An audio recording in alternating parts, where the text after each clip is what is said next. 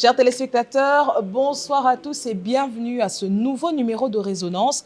Résonance qui est cette émission qui, à chaque fois, met en lumière un énarque, un produit de l'École nationale d'administration, en face d'un sujet d'actualité ou un sujet brûlant. Et pour ce nouveau numéro, nous avons l'immense privilège d'accueillir un expert des mines. Comme vous le savez, la République démocratique du Congo aujourd'hui est considérée sur l'échiquier mondial comme étant un élément déclencheur et qui régorge de minerais. Mais aujourd'hui, est-ce que nous en profitons véritablement ou alors quelles seraient les véritables politiques à mettre en œuvre afin que le sol et le sous-sol reviennent pleinement aux Congolais, mais aussi à nos enfants, et surtout que nous puissions en bénéficier largement. Pour en discuter, nous sommes en compagnie d'un énarque de la 3e promotion, la promotion Okapi. Il s'agit de M. Olive Kera Zakaïmba, que nous accueillons ce soir. Bonjour. Bonjour Madame Christelle. En tout cas, ça nous fait énormément plaisir de vous avoir sur ce plateau. Est-ce que vous pourrez vous présenter rapidement pour nos téléspectateurs? C'est un plaisir partagé. Moi, je m'appelle Olive Kera Kaimba. Je suis énarque de la 3e promotion de l'ENA RDC, la promotion Okapi. Je suis de base géologue et explorateur minier. Juste après ma formation à l'ENA, suite à ma formation également de base, j'ai été envoyé au ministère des Mines, où j'ai d'abord travaillé au sein de la direction des géologies, avant d'être appelé au cabinet pour travailler aux côtés des directeurs des cabinets comme assistant et ensuite conseiller du ministre des Mines. Actuellement, je suis en détachement au sein de la cellule technique de coordination et de planification minière au grade de chef de division. Et dans cette cellule, j'exerce les fonctions de chef de service conception de politique minière. Alors, ça nous fait un très joli parcours, que vous avez un parcours très élogieux. Et aujourd'hui, justement, on est dans un pays, la République démocratique du Congo, comme vous le savez, qui regorge de minerais stratégiques. Ce n'est un secret pour personne. Mais on se rend compte aussi du paradoxe congolais. Tout le monde soulève justement cette question et on se pose, j'ai envie de dire, la première préoccupation est de savoir comment est-ce que la République démocratique du Congo aujourd'hui peut tirer véritablement parti de ces minerais, parce qu'on se rend compte que la situation actuelle ne profite pas tellement aux Congolais. C'est une très très bonne question et merci pour elle. Il est vrai que la République démocratique du Congo, c'est un pays décrit comme béni au regard de sa géologie exceptionnelle et de sa fertilité minérale. La RDC à elle-même regorge des proportions énormes des substances minérales qu'on classe comme étant des minéraux de transition. On va parler du cobalt, on va parler du coltan. Ce sont des substances qui interviennent dans les outils de la sauvegarde, de la manière dont le monde va consommer de l'énergie demain. Et donc, ce sont des initiatives qui peuvent amener à lutter contre les changements climatiques, cette transition-là dans laquelle le monde s'est engagé. Alors, dans cette course-là, dans laquelle le pays du monde s'élance pour sécuriser leur approvisionnement en minéraux stratégiques, la RDC va jouer un rôle de choix. Et ces rôles-là se déterminent à travers des politiques spécifiques qui sont mises en œuvre, définies par l'État et qui sont mises en œuvre pour assurer le fait que la RDC tire effectivement les meilleurs de cette embellie que nous voyons aujourd'hui. Alors, cette embellie que nous voyons aujourd'hui, on parle d'un code minier qui a été revisité. Et aujourd'hui, qu'est-ce qui a réellement changé dans ce code minier? En fait, le code minier, tel que nous le disons, c'est le code minier de 2002. Il a été révisité et publié en 2018. Ce code minier apporte beaucoup d'innovations, notamment pendant que le code de 2002 n'assurait pas une bonne bénéficiation de l'État congolais pour ce qui est de l'extraction des substances minérales. Le code minier de 2000, celui de 2002 révisé en 2018, il assure une plus grande, des plus grands intérêts aux populations congolaises et à l'État congolais, notamment en introduisant certains facteurs qui mettent l'accent sur le développement au niveau local. Parce qu'on a constaté avec le code minier de 2002 qu'alors que la RDC ajoutait ses exportations, il n'y avait pas un grand ressenti des retombées au niveau local. Donc avec le code minier révisé en 2018, l'État a introduit des étapes, des concepts qui font en sorte que la responsabilité et les communautés impactées par les activités minières soient placées au cœur des activités, notamment en définissant certains principes comme la redevance minière. Désormais, quand on doit exporter les substances minérales, il y a une redevance qu'on paye et une portion de cette redevance va vers le développement au niveau local. Non seulement la redevance, mais il y a également le point qu'on appelle la dotation des 0,3% minimum du chiffre d'affaires. Donc, tous les opérateurs miniers qui sont dans la phase d'exploitation sont tenus de réserver 0,3% de leur chiffre d'affaires annuel pour pouvoir financer les projets de développement choisis par les populations impactées elles-mêmes. Et à la fin, il est demandé à chaque opérateur minier qui développe un projet d'exploitation de pouvoir s'assurer qu'il fait un cahier des charges. Et dans ces cahiers des charges-là, il reprend des projets qui assurent un développement durable aux communautés qui sont impactées. Donc, toute une batterie de mesures pour injecter directement au niveau des localités une partie de ces bénéfices et leur permettre de se développer. Alors, il y a une question qui, j'ai envie de dire, me revient souvent et qui revient souvent aussi dans le débat.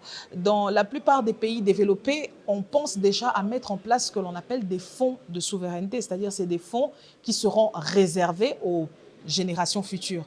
Lorsque l'on regarde un pays comme la RDC, tel que vous l'avez décrit, c'est un pays qui est appelé justement à être une superpuissance minière. Mais est-ce qu'aujourd'hui, la RDC a les moyens de mettre en place une telle politique? Et si elle n'en a pas, qu'est-ce qui manque pour qu'on puisse appliquer, pour que les générations suivantes puissent également bénéficier de cette manne financière? Très bonne question. Il aussi est de préciser d'abord que le législateur congolais, il a prévu dans le code minier ce qu'on appelle le fonds pour les générations futures.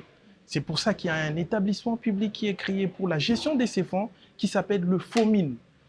Cet établissement est là pour assurer que les générations qui vont venir bénéficient effectivement de l'extraction et de la vente des substances minérales qui s'opèrent actuellement.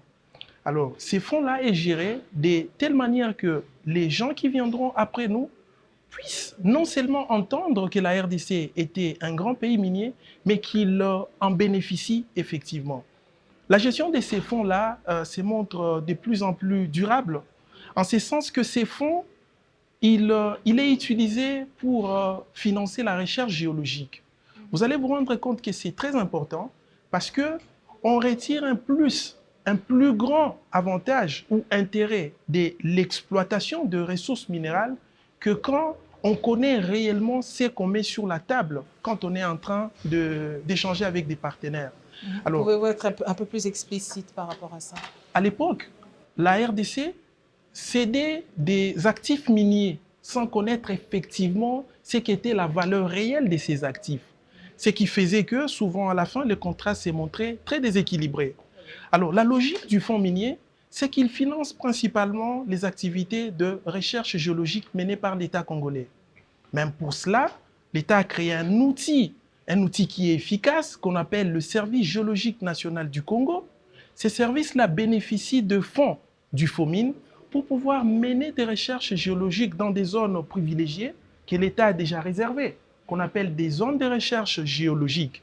Et dans ces zones, quand le service améliore la connaissance, quand les services amènent à mettre en exergue des ressources, ces connaissances-là permettent à l'État de pouvoir passer par un appel d'offres pour la transparence et la bonne gouvernance, de manière à ce que le plus offrant puisse bénéficier de ces actifs. Alors, est-ce que dans ce cas de figure, on est en train de vous parler d'une sorte des zones qui sont des réserves stratégiques qui ne sont pas encore ouvertes à de l'exploitation? On doit d'abord les étudier. Elles ne sont pas encore sous exploitation pour le moment. En tout cas, ce sont des zones que l'État lui-même se réserve. L'État se réserve pour financer des recherches dedans avec l'argent du FOMIN. Et l'État lui-même, par son bras, on va dire, technique, le Service géologique national, l'État lui-même mène des recherches dedans. L'objectif étant de connaître d'abord ce qu'il y a dans le sous-sol avant que l'État puisse les céder aux opérateurs. L'avantage, c'est que l'État négocie avec les opérateurs en pleine connaissance de ce qu'il est en train de leur donner. Et cela fait que l'État obtient la juste rétribution de ce qu'il a cédé aux opérateurs. Alors, Monsieur Olive Kera, aujourd'hui, je veux dire, en un claquement de doigts, si aujourd'hui on vous remettait les pleins pouvoirs, en vous disant que vous avez aujourd'hui plein mandat pour revisiter le secteur minier. Quelles seraient pour vous les 3 politiques publiques urgentes à mettre en place pour essayer d'en améliorer la portée? Ça peut être 3, ça peut être 1. Très bonne question, mais je veux vous rassurer, je préfère rester à ma place de technicien et d'accompagnateur de gens qui sont censés... donc, en tant qu'expert du secteur minier, Exact.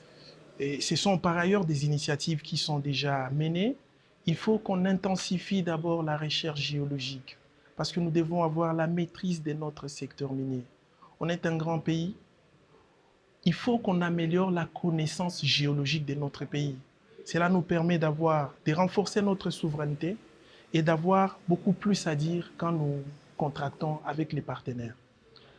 La deuxième action que je pourrais mettre en avant, c'est notamment le renforcement de l'industrialisation pour une transformation au niveau local, afin que le niveau local capte l'importance de la plus grande part de la valeur ajoutée. Et pour cela, en troisième lieu, un objectif qui va de pair avec les deux premiers, il faudrait que l'État congolais investisse de manière conséquente dans la formation de l'homme congolais. Dans la chaîne de valorisation que nous voulons au niveau local, il est important que l'État congolais se dote des compétences congolaises sur tous les maillons de la chaîne, depuis la recherche jusqu'à la commercialisation. Il faudrait qu'on ait des Congolais qui soient bien formés pour pouvoir négocier les contrats miniers. Il faudrait qu'on ait des Congolais qui savent faire la recherche et de même et mettre en évidence les réserves minérales. Des Congolais qui peuvent entrer dans la chaîne de la transformation, dans l'exploitation et même dans des négoces à l'international. Savoir comment tirer le plus grand intérêt de ces substances minérales-là que nous détenons. Et donc, c'est une vision que moi je pense qui est très large, surtout qu'on est à l'ère de l'intelligence artificielle. Tout à fait, oui. Il est important d'avoir la maîtrise des données géologiques, mais pour cela, il faut que nous finançons, il faut que nous investissions énormément dans la recherche, il faut que nous investissions énormément dans la formation de l'homme congolais sur toute la chaîne des valeurs. Et à la fin, il faut que nous puissions impulser l'industrialisation, notamment avec les infrastructures et l'énergie. Ce faisant, en mettant en place également la bonne gouvernance et la lutte contre la corruption et toutes les autres antivaleurs, nous pouvons faire en sorte que le secteur minier soit le moteur de l'économie nationale et que tout Congolais, où qu'il soit, bénéficie des revenus qui viennent du secteur minier. Merci encore de votre participation, Monsieur Olive Nkera. Je rappelle que vous êtes donc expert issu du secteur minier.